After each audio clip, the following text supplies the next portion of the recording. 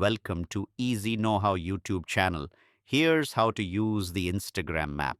Now, open up Instagram on your iPhone or Android and tap on messages at the top right. You should see the map option next to your note. Just tap on it. If you don't see that, just update to the latest version of Instagram.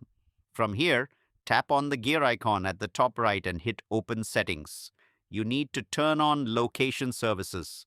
So, tap on it. Switch this to while using the app and precise location on. Now, let's go back to Instagram here. And now I can tap on the gear icon at the top right, and I would recommend switching this to either friends, close friends, or only friends with these people. For instance, I can tap on it and just select certain friends that I want to share my location with, not everybody that I follow and who follows me back. Now, keep in mind, this can be a security risk if you share your location with everybody.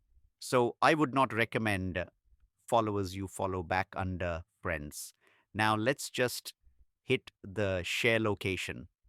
After you've done that, you'll be able to see it zooms into your location, but I can also zoom out here and I can see other people's location.